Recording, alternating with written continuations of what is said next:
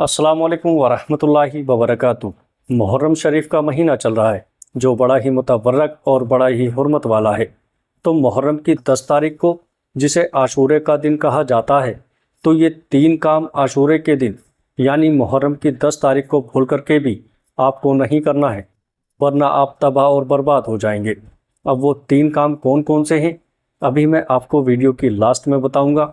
उससे पहले आपको मैं ये बता दूं कि मुहर्रम की जब 10 तारीख आए तो आपको ये 10 काम ज़रूर करना है प्यारे अजीज़ों, और इन 10 कामों के करने से आपकी किस्मत ही चमक जाएगी। और वो 3 काम कौन कौन से आपको नहीं करना है मैं वीडियो के लास्ट में आपको बताऊंगा। इस मुकम्मल वीडियो को आप देखिएगा, इंशाअल्लाह तबारक व तआला आपको बहुत कुछ सीखने को मिलेगा और आपकी तबीयत भी इंशाअल्लाह खुश हो जाएगी। प्यारे अजीज़ों, आप अगर मुहर्रम शरीफ की वीडियोज़ वगैरह देखते हैं तो कमेंट में या हुसैन ज़रूर लिखिएगा। प्यारे अजीज़ों, आइएगा वो 10 काम आपको कौन कौन से करना है और 3 काम आपको कौन से नहीं करना है। अब पहले वो सुन लें 10 काम कौन कौन से हैं। प्यारे दोस्तों, नंबर 1, जब मुहर्रम की 10 तारीख आए तो आशूरे के दिन आप रोज़ा ज़रूर रखें। जी हाँ दोस्तों, और रोज़ा रखने के बारे में अल्लाह के नबी सल्लल्लाहु ताला अलैहि वसल्लम की हदीस जामुस सगीर के अंदर भी हदीस पाक मौजूद है और सही मुस्लिम शरीफ के अंदर भी ये हदीस पाक मौजूद है।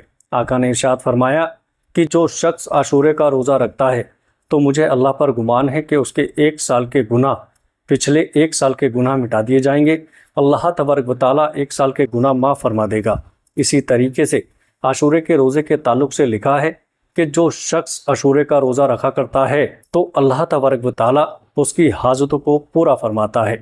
अब आपके जहन के अंदर ये बात आ रही होगी कि हज़रत हम मुहर्रम की 10 तारीख को यानी आशूरे का रोज़ा रखें तो 1 रोज़ा रखें या 2 रोज़े रखें। तो देखिएगा, आप 2 रोज़ रखिएगा।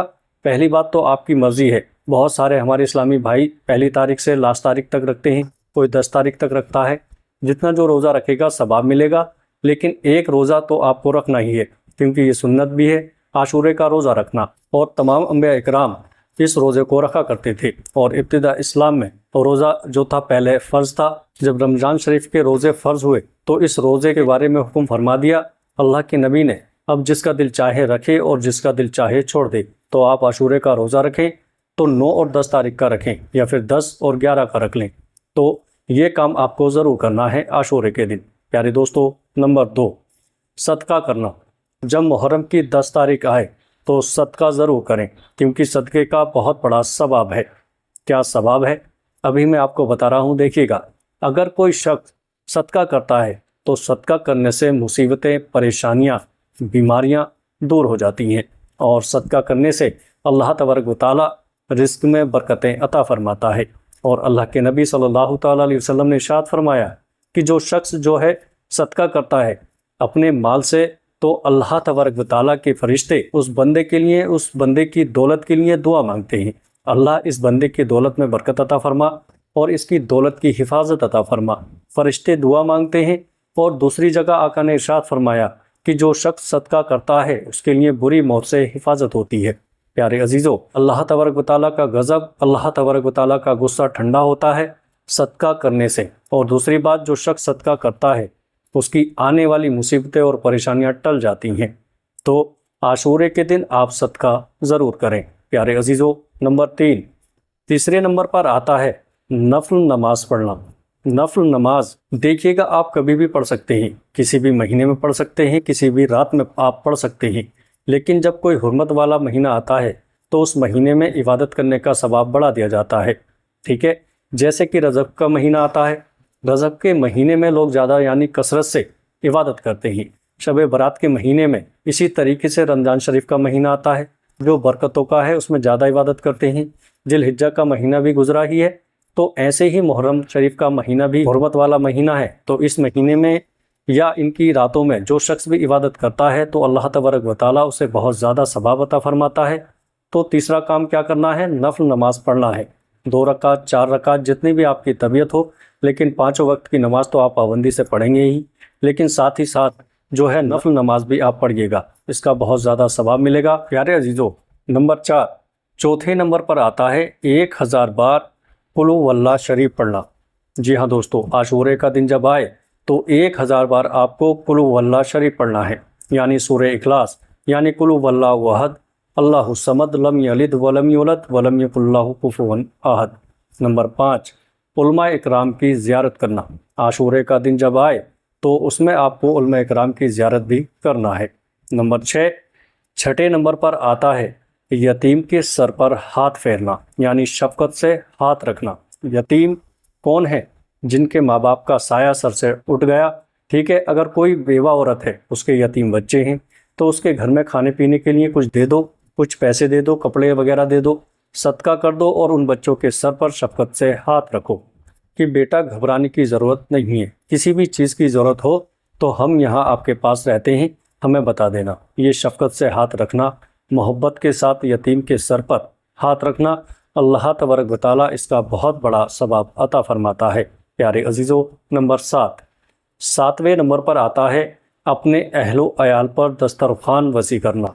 इसका मतलब होता है कि अपने घर वालों पर खूब खर्च करना। जी हाँ दोस्तों, जितना हो सके अच्छे अच्छे खाने बनाओ, बढ़िया तरीके से उस दिन न्याज वगैरह कराओ, इमाम हुसैन के नाम के जो भी चीज़ मैसर हो वो आप बनाएं, फाता खानी करें, इसाले सवाब करें, अपने बच्चों पर भी खर्च करें और दूसरे लोगों को भी खिलाएं।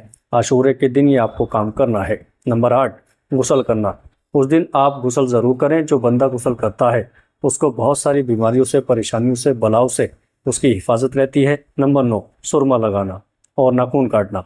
उस दिन आप सुरमा भी लगाएं और नाखून भी काटें। नंबर 10, मरीज़ों की आयात करना।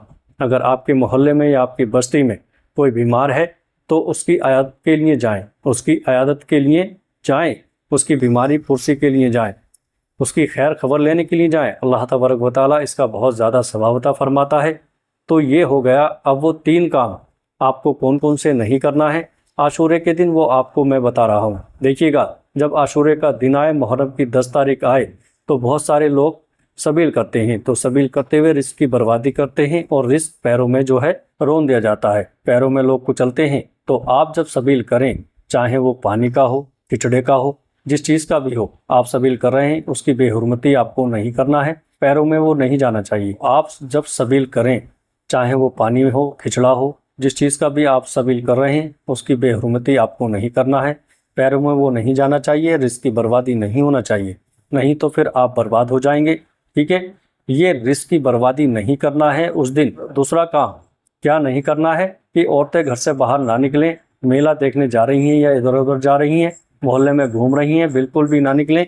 नंबर 3, नमाज नहीं छोड़ना है। नमाज तो कभी भी नहीं छोड़ना है, किसी भी दिन नहीं छोड़ना है। लेकिन उस दिन क्या करते हैं लोग, मेले के चक्कर में और घूमने फिरने के चक्कर में नमाजों को छोड़ देते हैं।